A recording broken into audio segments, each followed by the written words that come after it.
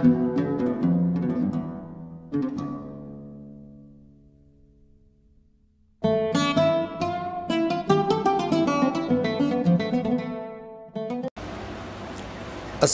अलैकुम वरहमतुल्लाहि वबरकातुहू। अल्हम्दुलिल्लाहि रब्बिल आलमीन वस्सलातु वस्सलामु अला सय्यिदिल अंबियाइ वल मुरसलीन व अला आलिहि व सहबिहि अजमईन अम्मा बाद। मोहतरम नाज़रीन, माफ़ी चाहता हूँ, कुछ टेक्निकल प्रॉब्लम्स की वजह से कुछ ताख़ीर हो रही है आपसे बातचीत करने में। हमारे इस रोज़ाना के शाम 5 बजे के लाइव प्रोग्राम में आपका खैर मक़दम है। आप जानते हैं ये हमने मुहद्दिसीन किराम की सीरत और उनकी ज़िंदगियों का एक सिलसिला शुरू किया है। मोहतरम नाज़रीन, इसके पहले कि हम आज अपने असल मौजू पर आएँ, हम और आप जानते हैं कि इस वक्त हमारा मुल्क हिंदुस्तान कोरोना वायरस की मुहलिक वबा से लड़ रहा है। मुल्क में ये बीमारी तेज़ी से फैल रही है और कई लोग अब तक इस बीमारी का शिकार हो चुके हैं और कई लोग मौत का भी शिकार हो चुके हैं।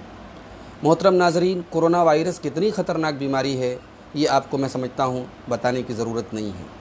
दुनिया के वो ममालिक जो इंतहाई तरक्की याफ्ता हैं, जो हमारे मुल्क से कहीं ज़्यादा आगे हैं मेडिकल इक्विपमेंट के मामले में या इसी तरीके से डेवलपमेंट के मामले में, पैसे के मामले में, अमेरिका है, इटली है, फ़्रांस है, आज ये सारे के सारे ममालिक परेशान हैं।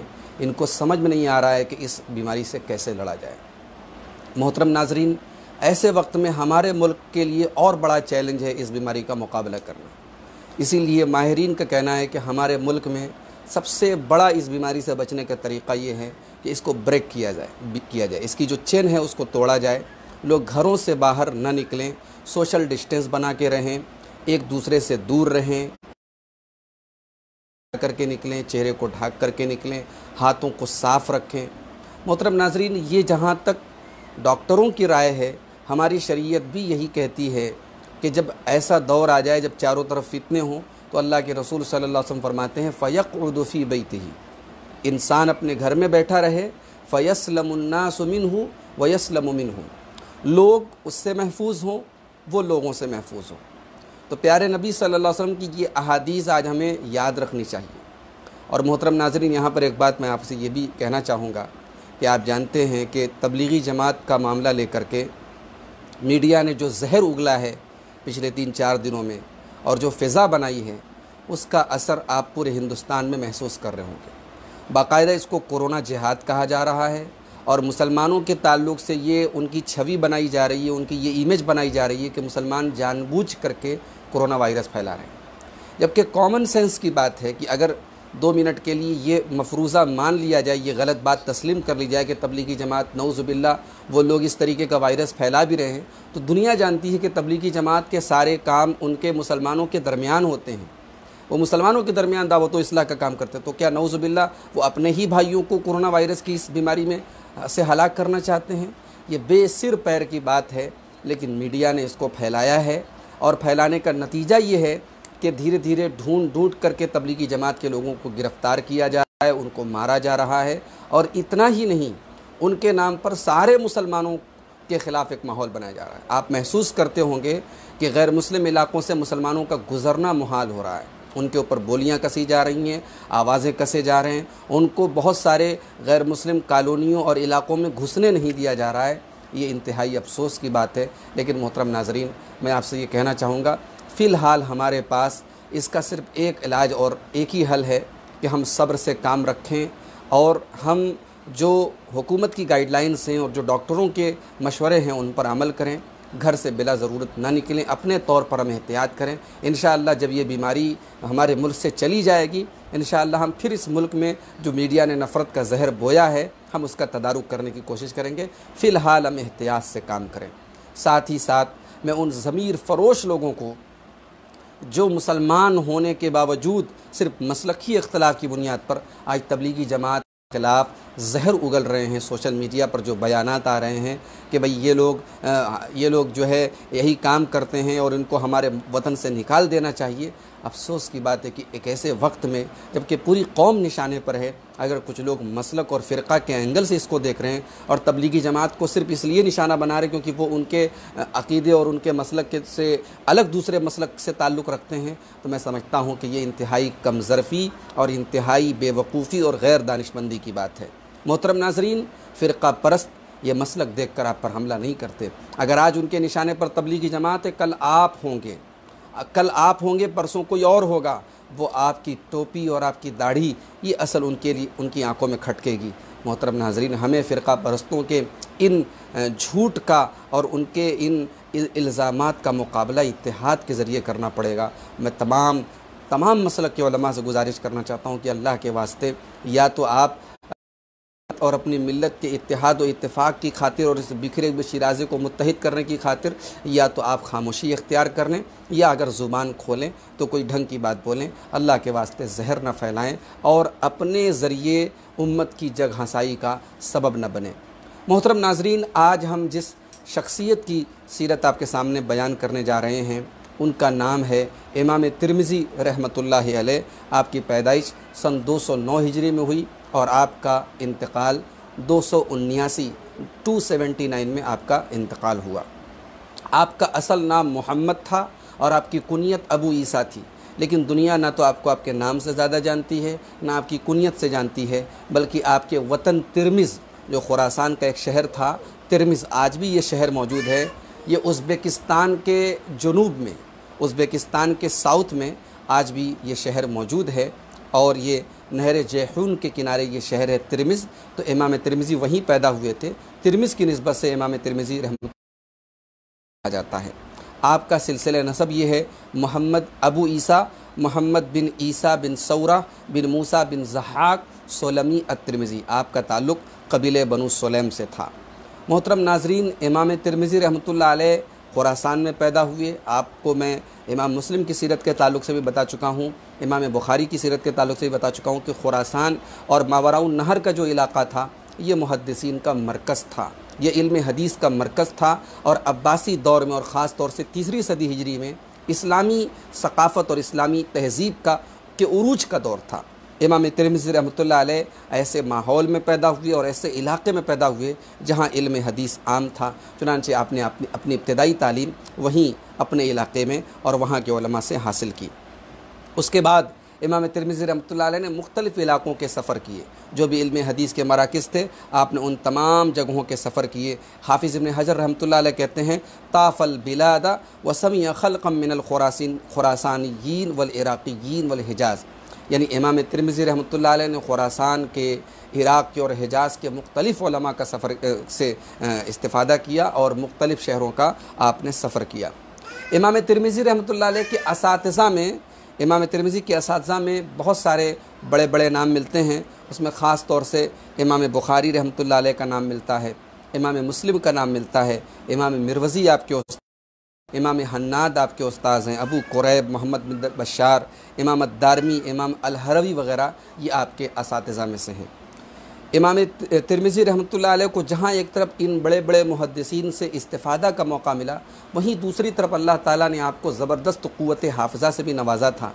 एक मरतबा आपके एक उस्ताद ने आपके सामने 40 हदीसें पढ़ी और फिर उन्होंने इमाम का इम्तिहान लेने के लिए कहा चलो ये हदीसें मुझे सुनाओ। तो इमाम तिरमिज़ी रहमतुल्लाह अलैह ने एक बार सुन करके वो 40 हदीसें रिपीट करके अपने उस्ताद को सुना दी। यानी फ़ौरन सुना और फ़ौरन याद कर लिया। ये गज़ब की मेमोरी और गज़ब की याददाश्त अल्लाह ताला ने इमाम तिरमिज़ी रहमतुल्लाह अलैह को अता फ़रमाई थी।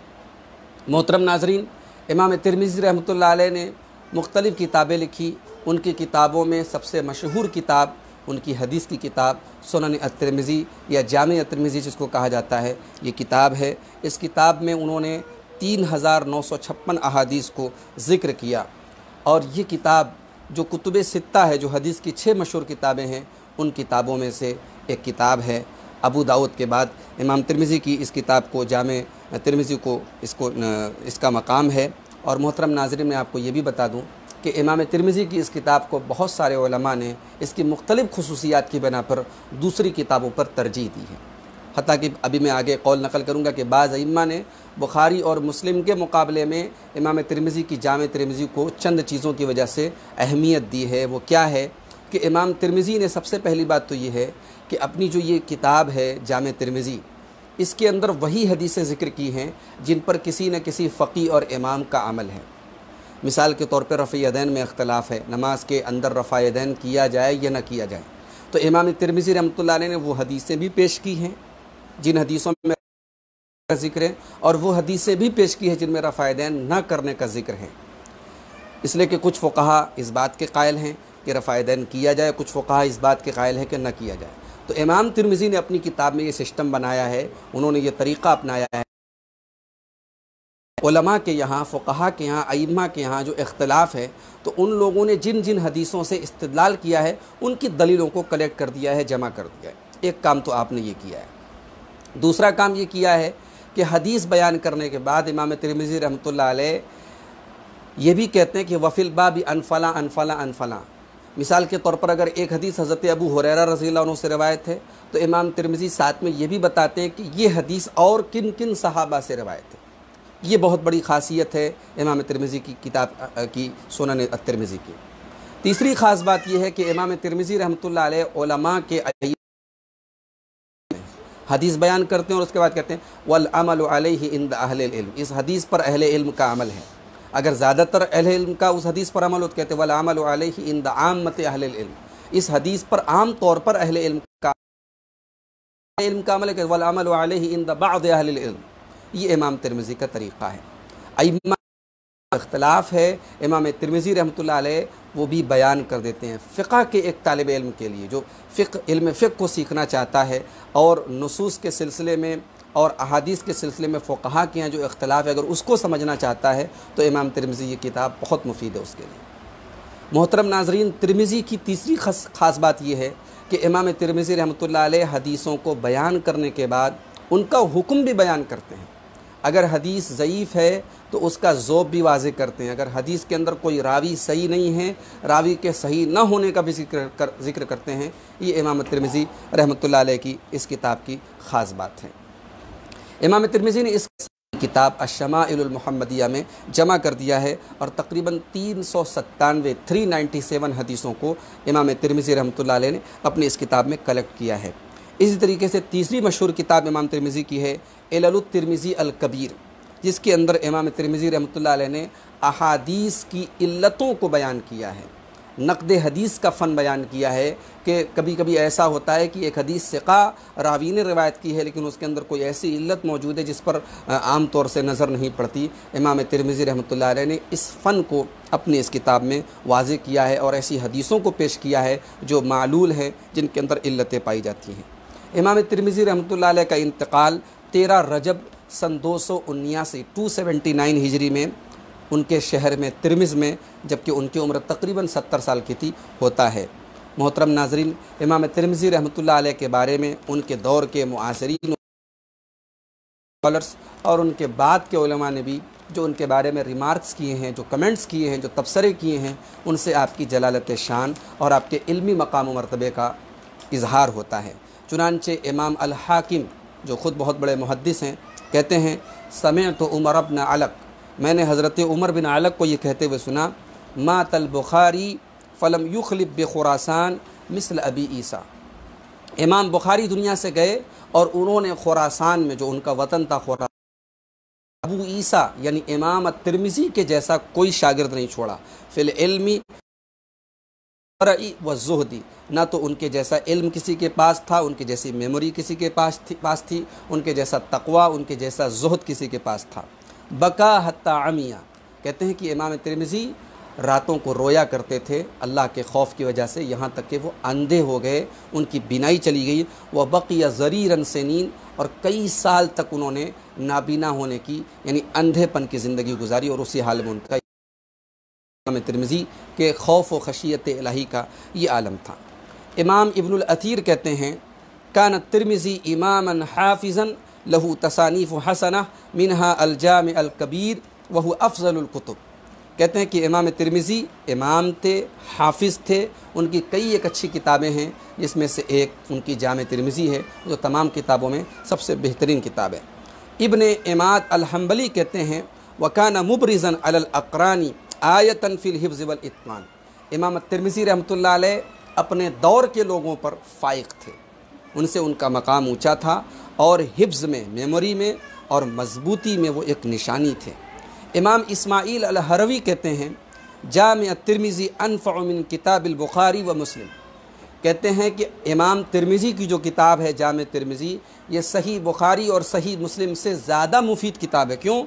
लिअन्नहुमा ला यक़िफ़ु अलल फ़ाइदति मिनहुमा इल्लल मुतब्बहिर अल आलिम, इसलिए कि सही बुखारी और सही मुस्लिम से फ़ायदा वही उठा सकता है जो आलिम मुतब्बहिर हो, जो बड़ा हो। वल जामे यसिलु इला फ़ाइदतिही कुल्लु अहद, लेकिन इमाम तिरमिज़ी की किताब से हर कोई फ़ायदा उठा सकता है। ये इमाम अल हरवी का कमेंट है जो इमाम तिरमिज़ी की किताब को सही बुखारी और सही मुस्लिम से ज़्यादा मुफीद बता रहे हैं। मोहतरम नाज़रीन, अब चलते चलते आखिर में एक अहम बात आपको ये भी बताना चाहूँगा कि इमाम तिरमिज़ी का जो वतन था तिरमिज़, तो तिरमिज़ के दो मुहद्दिसीन और मशहूर हैं जिनके नाम की वजह से लोग आम तौर से धोखा खा जाते हैं। मैं चाहता हूँ कि उन दोनों मुहद्दिसीन की भी आपके सामने वजाहत कर दूँ। इमाम तिरमिज़ी के वतन तिरमिज़ के एक मशहूर मुहद्दिस थे अबू अब्दुल्ला मोहम्मद बिन अली, इनको हकीम अत-तिरमिज़ी कहा जाता है। इनकी एक हदीस की किताब है नवादिरुल उसूल, लेकिन याद रखिए ये किताब मनगढ़ंत रिवायतों से, गैर मोतबर रिवायतों से भरी पड़ी है। उनकी इस किताब को इमाम तिरमिज़ी की किताब ना मानी जाए। ये इमाम दूसरे मुहद्दिस हैं, इनको हकीम अत-तिरमिज़ी कहा जाता है। और दूसरे इनके शहर के मुहद्दिस हैं इमाम अबुल हसन अहमद बिन हसन अत-तिरमिज़ी, ये बड़े पाए के मुहद्दिस हैं। इमाम अहमद इब्न हम्बल के असहाब में से हैं। सन 240 हिजरी में इनकी वफ़ात हुई थी। मोहतरम नाज़रीन, ये इमाम तिरमिज़ी की ज़िंदगी के बारे में कुछ अहम बातें हमने आपके सामने अपने मुताले की रोशनी में बयान की हैं। मकसद ये है इन मुहद्दिसीन की ज़िंदगियों को बयान करने से कि इनकी क़ुरबानियाँ, इनकी मेहनतें, इनके औसाफ, इनके कमालात हमारे सामने आए। इनकी किताबों को हम पढ़ते रहते हैं, लेकिन इनकी मेहनत और इनकी ज़िंदगी के बारे में भी हम जानें ताकि इनकी खिदमात का सही अंदाज़ा हमें हो सके। मोहतरम नाज़रीन, अब हम आपसे विदा लेंगे। अल्लाह ताला से दुआ करते हैं, इलाहुल आलमीन इमाम तिरमिज़ी रहमतुल्लाह अलैह को तू अपनी रहमतों से ढाँप ले। उन्होंने अपनी किताब के ज़रिए उम्मत की एक बड़ी खिदमत की और अल्लाह के रसूल सल्लल्लाहु अलैहि वसल्लम की हदीसों को दुनिया के सामने महफूज करने का एक बड़ा काम उन्होंने किया। रब्बुल आलमीन कोरोना वायरस की वबा से हम सब की हिफाजत फरमा। रब्बुल आलमीन हमारे मुल्क में जो इस बीमारी को हिंदू मुस्लिम का रंग दे दिया गया है, अय अल्लाह इस कोशिश को तू नाकाम कर दे। रब्बुल आलमीन मुल्क का जो अमन व सलामती का शिराज़ा है उसको तू मुंतशिर न होने दे। मुल्क का जो भाईचारा है, अय अल्लाह तू उसको हम सब को बरकरार रखने की तौफीक अता फरमा। अय अल्लाह झूठों के ऊपर तेरी लानत हो, तू झूठों के झूठ को दुनिया के सामने बेनकाब कर दे। रब्बुल आलमीन सारी दुनिया के लोगों को इस वबा से जल्द राहत अता फरमा। इस वबा के चलते लोगों के कारोबार बंद हैं, लोगों की रोज़ी रोटी बंद है। अय अल्लाह सबके कारोबार को दोबारा बहाल कर दे। रब्बुल आलमीन मस्जिदों में इबादत बंद है, मस्जिदों के दरवाज़े खोल दे। हमें मस्जिदों में सहूलत के साथ नमाज अदा करने की तौफ़ीक दे। हरमैन के दरवाज़े खुल जाएँ, हरमैन की रौनक दोबारा लौट जाए। रब्बुल आलमीन इसकी तौफ़ीक अता फरमा। आमीन व आखिरु दावाना अनिल हम्दुलिल्लाहि रब्बिल आलमीन। अस्सलामु अलैकुम व रहमतुल्लाहि व बरकातुहू।